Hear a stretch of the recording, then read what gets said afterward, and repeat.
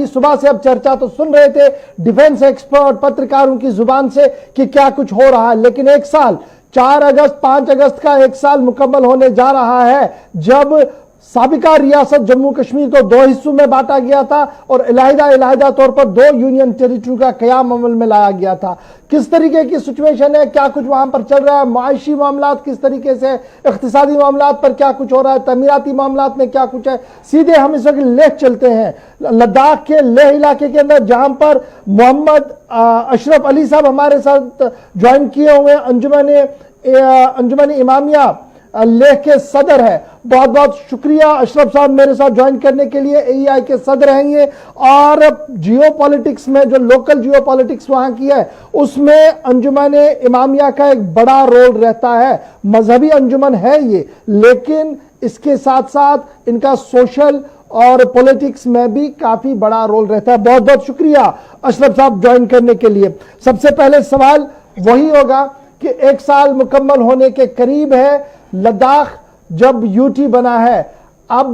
किस तरीके से इस फैसले को आप देख रहे हैं और एक साल मुकम्मल होने के बाद क्या कुछ AEI कहेगी आज? इस मामले में मैं 2 पहलू पे बात करूंगा जी, और लद्दाख को बाइफरकेशन करने का 2 पहलू है। एक पहलू ये है कि लद्दाख को ये यूटी बना के इसका अपना एक पॉलिटिकल एंटिटी जो था, इसका अपना एक पॉलिटिकल हैसियत जो रिस्टोर हुआ है, क्योंकि लद्दाख पहले से एक इंडिपेंडेंट प्रिंसली स्टेट हुआ करता था और गवर्नमेंट ऑफ इंडिया ने इस बार लास्ट ईयर जब 5 अगस्त को ये बिल पास करके लद्दाख के रीजन को, पूरे रीजन को, जो अक्साई चीन है, जो लद्दाख है, जो गिलगित बल्तिस्तान है, इन सब को मिलाकर लद्दाख की पहले पुराना अपना हैसियत को दोबारा कायम किया है, जो कि एक बहुत बड़ी एक मुबारक बात है और ये होना भी चाहिए। और मैं ये भी समझता हूँ कि इस बार गवर्नमेंट ऑफ इंडिया ने ठोक के अपना दावा ठोक दिया है कि लद्दाख के अक्साई चीन और गिलगित बल्तिस्तान हमारा हिस्सा है।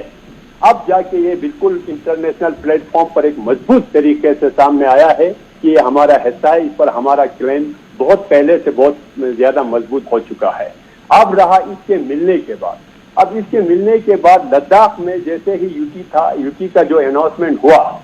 तो उसमें थोड़ा सा कंफ्यूजन ये हुआ कि हम लोगों ने हमेशा यूटी विद लेजिस्लेचर मांगा था। लेजिस्लेचर मांगने का मकसद ये था कि ताकि लेजिस्लेचर पावर हमको मिले तो हमारा अपना यहाँ के लोगों की जो मंशा है, लोगों की जो सोच है, उसके मुताबिक हम अपने रीजन को डेवलप कर पाए, यहाँ की लोगों की फलाह व बहबूद के लिए काम कर पाए। जिसमें मिसाल के तौर पर अगर लेजिस्लेचर पावर मिलता तो हम अपने लैंड का सिक्योरिटी, हम अपने लैंड को सेफ गार्ड कर सकते थे, आप जॉब सिक्योरिटी रख सकते थे और हमारे कल्चर ट्रेडिशन जो कुछ यहाँ पर है उसको अपने हिसाब से, अपने मंशा के हिसाब से चलाने का हमें भरपूर मौका मिलना था। लेकिन अब जब लेजिस्लेचर पावर नहीं दिया, खाली यूटी देने की वजह से यहाँ के हमारे लोगों में एक कंफ्यूजन सा पैदा हो गया कि भाई अब हमारे लैंड को लेके, हमारे जॉब को लेके, हमारे कल्चर ट्रेडिशन को, हमारे सकाफत को लेके अब क्या होगा, ये कैसे प्रोटेक्ट होगा। तो हम गवर्नमेंट ऑफ इंडिया से ये चाहते हैं कि इसको प्रोटेक्ट करने के लिए कोई स्टेप लेने की जरूरत है। अब गवर्नमेंट ऑफ इंडिया ने दूसरा मकसद ये भी था, एक मकसद ये था इंटरनेशनल प्लेटफॉर्म पर हमें अपने एक रीजन को, एक लद्दाख के एंटिटी को सॉलिड करके दिखाना था, वो तो दिखा दिया। लेकिन इंटरनल लेवल पर आप लद्दाख के लोगों को मेन स्ट्रीम से जोड़ाने के लिए जो एक स्टेप भी, ये भी एक बहुत अहम स्टेप होता रहा है। लेकिन अब हम ये चाहते हैं कि सिर्फ ये कागजों पे, सिर्फ नाम पे ना रहे कि लद्दाख एक यूटी बना, लेकिन लद्दाख के लोगों की मंशा के मुताबिक, लद्दाख के लोगों की चाहत के मुताबिक यहाँ पे डेवलपमेंट हो, यहाँ पर लोगों की फलाह व बहबूद। इस पर मैं मोहम्मद अशरफ अली साहब आऊंगा, डेवलपमेंट पर जरूर हम बात करेंगे, चूंकि आपकी ऑर्गेनाइजेशन ग्राउंड जीरो पर काम कर रही है, ग्रॉस रूटेड ऑर्गेनाइजेशन मानी जा रही है एंटायर लद्दाख के अंदर, चाहे लेह हो या कारगिल हो, दोनों जगहों पर एक ग्रॉस रूटेड ऑर्गेनाइजेशन है ये। इसलिए आपसे खुल के मैं बात करूंगा। आपने कहा कि देखिए ये पहली बार है लद्दाख इंटरनेशनल फ्रेम में आया क्योंकि अक्साई चीन, जीबी और दीगर इलाकों का नाम लिया गया। तो क्या 1996 में जब पार्लियामेंट के अंदर बाज़ाब्ता तौर पर रेजोल्यूशन पास किया गया, जिस रेजोल्यूशन की रूह को लेकर 4 अगस्त को दोबारा वज़ीर दाखिला साहब ने वही तकरीर की कि ये सारा हिस्सा हमारा है, क्या उसको हम नजरअंदाज कर सकते हैं आज के दिन में कि वहां पर दाग बेल थी सन 96 में? बिल्कुल, मैं ये समझता हूँ वो जो फैसला लिया था वो पार्लियामेंट में लिया था तो मेरे ख्याल से वो एक महदूद रह गया था, लेकिन इस बार जो फैसला लिया है तो ये कंक्रीट स्टेप आगे लिया है, ताकि अब मैं ये बिल्कुल दुनिया के सामने मजबूती से बात सामने आ गया कि भाई हिंदुस्तान जो है अपने इलाके को बिल्कुल अपने सॉवरेनिटी को कायम दायम रखना चाहते हैं। तो अभी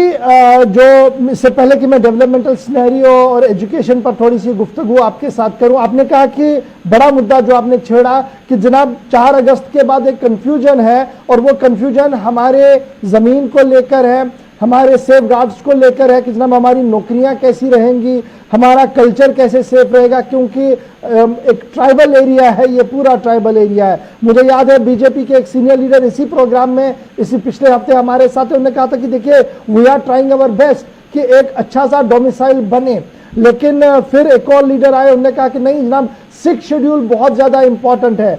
अंजुमन इमामिया क्या कुछ चाहती है सेफ गार्ड के लिए, किस कॉन्स्टिट्यूशन को वो इंप्लीमेंट करवाना चाहती है, किस हिस्से को, क्या वो एक डोमिसाइल के लॉ को देख रही है उसी तरीके से जिस तरीके से पहले था 4 अगस्त से पहले लद्दाख के अंदर, या कुछ और? मेरे ख्याल से अभी जो लद्दाख का जो अभी लेह और करगिल डिस्ट्रिक्ट को पूरे लद्दाख रीजन को जो लोगों की मंशा को पूरा करने के लिए मेरे ख्याल से ना ही 6 शेड्यूल मुझे कोई सही चीज देख रहा है, ना कि वो डोमिसाइल जो मामला जो हमें ठीक लग रहा। अब ये बात ये होना चाहिए, देखिए अभी गवर्नमेंट ऑफ इंडिया का इंडिकेशन है कि गवर्नमेंट ऑफ इंडिया चाहता भी है कि जम्मू और कश्मीर को दोबारा स्टेटहुड रिस्टोर करे, उनको वैसे भी लेजिस्लेचर पावर तो दे रखा है, लेकिन ऐसे में मैं ये समझता हूं कि हमारे यहाँ के लोकल लोगों में भी करगिल और लेह के लोग आपस में बैठ के जो भी लोकल डिफरेंसेस है उसको मतभेद को खत्म करके एक होके अभी गवर्नमेंट ऑफ इंडिया से हमें ये डिमांड करना चाहिए कि जिस दिन जब भी आप जम्मू और कश्मीर को अगर आप स्टेटहुड रिस्टोर करने जा रहा है तो उस वक्त लद्दाख को लेजिस्लेचर पावर दिया जाए, ये कि हमारा हक है, क्योंकि हमने पहले डिमांड भी हमारा यूटी विद लेजिस्लेचर था, तो ये लेजिस्लेचर पावर अगर हमें दिया जाता है हमारे सारे कंफ्यूजन खत्म हो जाते हैं, हमारे सारे मामले जो है बिल्कुल पूरी तरह से लोगों की मंशा के मुताबिक ठीक बैठेगा, इसमें ना कोई कंफ्यूजन रहेगा ना कोई खादशात रहेंगे, बल्कि बिल्कुल मेन स्ट्रीम के साथ जोड़ने के लिए और जम्मू कश्मीर लद्दाख को फिर हिंदुस्तान के एक हिस्सा है। यानी आपका मानना है कि न जनाब डोमिसाइल और ना ही 6 शेड्यूल, मोइनुल इस्लाम का ये अंजुमन इमामिया का ये मानना है कि जनाब हमें 100% जो है वो अपनी लेजिस्लेशन चाहिए, अपनी असेंबली चाहिए, ताकि हम अपने तरीके से अपने सेफ गार्ड को खुद बनाएं, ये कहना है। बिल्कुल ये होना चाहिए, क्योंकि अदरवाइज आप देखिए 6 शेड्यूल को लेके भी 6 शेड्यूल में भी बहुत निटिग्रिटीज है जिसको लेके फिर हमारे डेवलपमेंट वर्क जो बाद में हैम्पर कर सकता है, इसमें हमें बिल्कुल उस हिसाब से नहीं चल सकता। दूसरा सबसे बड़ी बात है कि भाई अब जो है लद्दाख एक बहुत बड़ा रीजन है, ये हजारों किलोमीटर पर फैला हुआ है, और फिर मेरे ख्याल से गवर्नमेंट ऑफ इंडिया को ना सिर्फ आज लेह और करगिल को नजर में रखना है, बल्कि हमारा गिलगित कर्दो बल्तिस्तान जो है हमारा इलाका वो भी है, अक्साई चीन को भी मद्देनजर रखते हुए लद्दाख पूरी तरह से एक लेजिस्लेचर सेटअप के लिए इंटाइटल हो जाता है, और उसको मद्देनजर रखते हुए ताकि पॉलिटिकल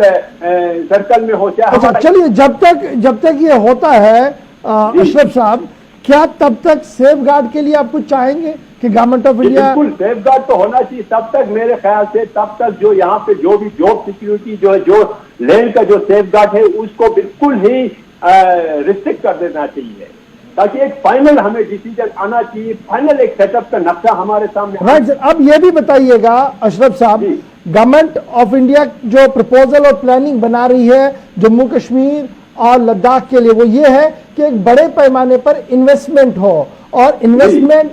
मुख्तलिफ सेक्टर्स के अंदर होगी, चाहे वो हेल्थ हो, चाहे वो एजुकेशन हो, चाहे वो इंडस्ट्री हो, चाहे वो हॉर्टिकल्चर हो, मुख्तलिफ सेक्टर्स के अंदर वो इन्वेस्टमेंट ढूंढ रही है और इन्वेस्टमेंट करने वालों से बात कर रही है। जब इंडस्ट्री की बात आ रही है तो हम ये देख रहे थे कि पिछले दिनों कोशिश की जा रही है कि जमीन को आइडेंटिफाई किया जाए कश्मीर के अंदर। खबर इसी तरीके की लद्दाख की भी है कि इंडस्ट्री को लगाने के लिए, लोकल जनरेशन बढ़ाने के लिए जमीन को आइडेंटिफाई किया जा रहा है। तो आप कह रहे हैं कि जनाब जमीन कि मालिकाना हुकूक तो लद्दाख के लोगों को दे, तो ये फिर कहीं आगे आके तराज तो नहीं बनेगा। जब बाहर से लोग आके इन्वेस्टमेंट करेंगे तो फिर इंडस्ट्रियां लगना शुरू होंगी, ये तो अच्छी बात भी है।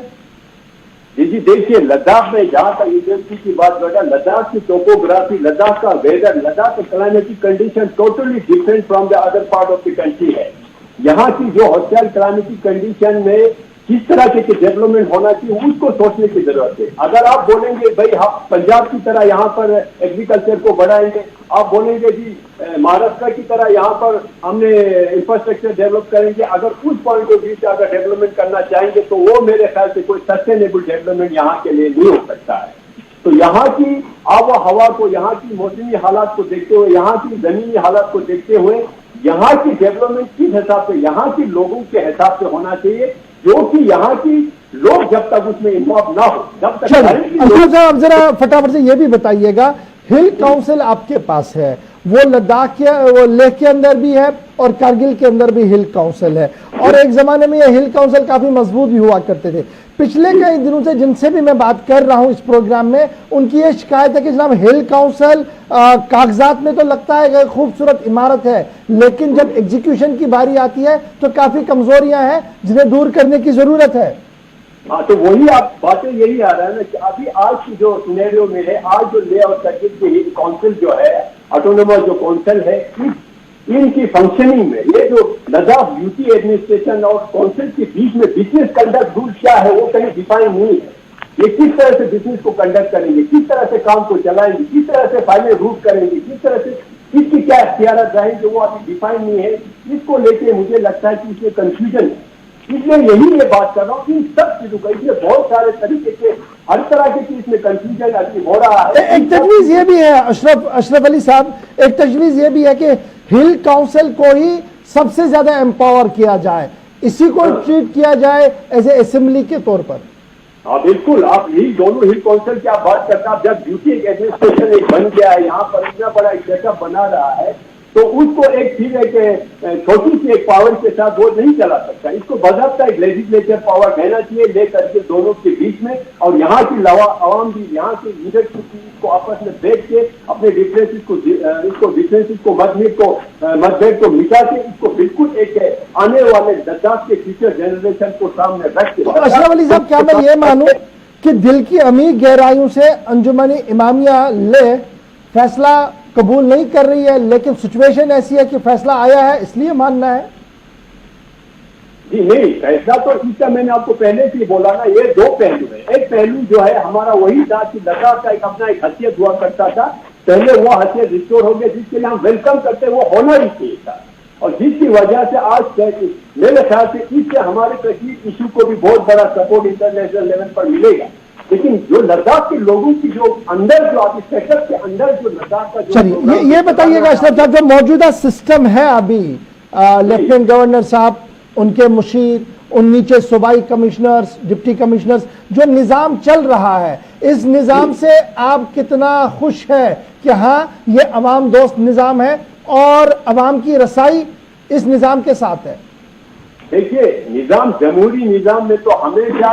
अवाम की मंशा के मुताबिक काम होना पड़ेगा, अवाम की चाहत के मुताबिक काम होना, लेकिन अवाम का रिप्रेजेंटेटिव जो है यहाँ लद्दाख में अभी फिलहाल जो हमारे हिल काउंसिल में जो काउंसिलर साहिबान बैठे हैं वो नुमाइंदगी करते हैं। लेकिन हम ये चाहते हैं कि भाई काउंसिल का अपना एक हैसियत तो हो, काउंसिल का एक कॉन्स्टिट्यूशनल एक हैसियत तो हो, जिसके तहत ये लोगों की नुमाइंदगी जो है सही ढंग से कर सके। तो इसके लिए मैं तो यही बोलता हूँ कि हमारे पास सिर्फ एक ही अभी एक तरीका, बिल्कुल बेहतरीन तरीका यही रहेगा कि ले और कारगिल को आपस में मिला के एक लेजिस्लेचर पावर दिया जाए, ताकि हमारे जितने भी ये जो मैं समझ गया जो आप बात कह रहे हैं और हमारे लीडर्स भी समझ चुके हैं, लेकिन मौजूदा डिस्पेंशन जो है, लेफ्टिनेंट गवर्नर साहब हैं, माथुर साहब ऊपर, नीचे एक सिस्टम है, क्या लद्दाख की जनता इन 8 महीनों के दौरान खुश है कि हाँ सिंगल लाइन एडमिनिस्ट्रेशन में सब कुछ काम हो रहा है? नहीं, आप इसमें मैंने आपको पहले अर्ज किया है कि इसमें हम लोगों को कंफ्यूजन है कि भाई यूटी एडमिनिस्ट्रेशन और काउंसिल के बीच में बिजनेस कंडक्ट रूल का जब तक कहीं उसका डिफाइन नहीं होता है तो आपको कंफ्यूजन है कि भाई काम किस हिसाब से होगा।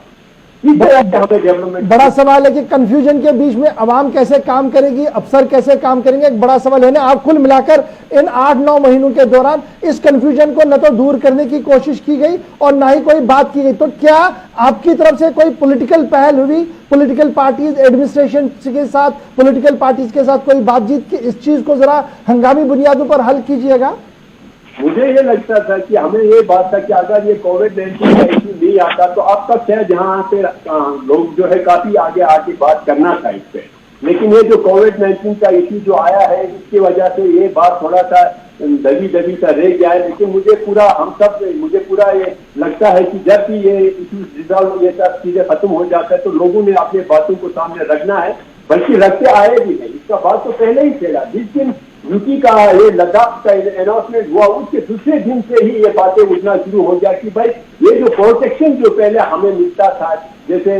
पहले जैसे सेटअप में जो ईस्ट वाइज जम्मू कश्मीर में जो हमें प्रोटेक्शन था, वो प्रोटेक्शन हमारे लिए बहुत जरूरी है, क्योंकि हम एक माइक्रो कम्युनिटी है, चाहे वो बुद्धिस्ट हो चाहे वो लद्दाख हो। हमारा जो ये जो नजल जो है ये बिल्कुल एक माइक्रो है, इसको अब जरा आपने कोविड की बात कही है तो इस पर भी बात कीजिएगा। अभी सिचुएशन किस तरीके की लद्दाख के अंदर है? पूरे मुल्क के अंदर कोविड का हाहाकार है, लद्दाख क्या कंट्रोल में माने हम? नहीं, अभी भी मुझे इसमें अभी कंट्रोल में नहीं दिखता है, क्योंकि अभी भी केसेस जो सामने आ रहा है बल्कि बहुत ज्यादा आ रहा है। तो ये तो अभी इसमें बहुत काम करने की जरूरत है। इसमें एडमिनिस्ट्रेशन को, यहाँ का यूटी एडमिनिस्ट्रेशन को बहुत एक सख्त कदम लेने की जरूरत है कि इस वायरस को कंटेन करने के लिए। अभी हमें ये शिकायत आ रहा है कि जो बाहर से जो लेबरर्स आ रहे हैं या बाकी जो लोग आ रहे हैं उनसे काफी यहाँ पर इन्फेक्शन बढ़ रहा है। तो इन चीजों के लिए अभी हाल ही में अभी हमारे यूटी एडमिनिस्ट्रेशन की तरफ से एक नया एसओपी आया है, जिसमें भाई संडे के दिन सारे ट्रैफिक मूवमेंट बंद हो जाएंगे, सारे दुकानें बंद रहेंगे, एसेंशियल सर्विसेज खुला रहेंगे। तो बल्कि इसको थोड़ा और भी सीरियस तरीके से लेने की जरूरत है, ताकि ये जो वायरस जो है सर्दी आने से पहले हमारे कंट्रोल में आना चाहिए, क्योंकि सर्दी के मौसम में फिर और सारे इशू जहाँ इसमें जुड़ जाएंगे तो वो थोड़ा सा दिक्कत हमें कर सकता है। बहुत बहुत शुक्रिया। अशरफ अली साहब अंजुमन इमामिया के सदर हैं लेह के अंदर, और एक ग्राउंड रूटेड ऑर्गेनाइजेशन है जिनका ताल्लुक करगिल के अंदर भी है। बता रहे थे कि कंफ्यूजन है, 1 साल पूरे होने को है, लेकिन अभी भी बिजनेस रूल्स जो होने चाहिए वो फ्रेम अप नहीं हुए हैं। यही वजह है कि हिल काउंसिल, ऑटोनॉमस हिल डेवलपमेंट काउंसिल और गवर्नर सेक्रेटरीट के बीच में बहुत बार तनातनी होती है। अवाम को भी कंफ्यूजन है कि किस तरीके से फाइलें रूट करनी है, और एक बड़ी बात कि गारंटी चाहिए कि जो कुछ हमारे पास है वो हमारा है, इस पर हमारा हक है। इसके लिए एक निजाम चाहिए, और निजाम वो एक स्टेट का चाहते हैं। अब ये कहां तक आगे बढ़ेगा?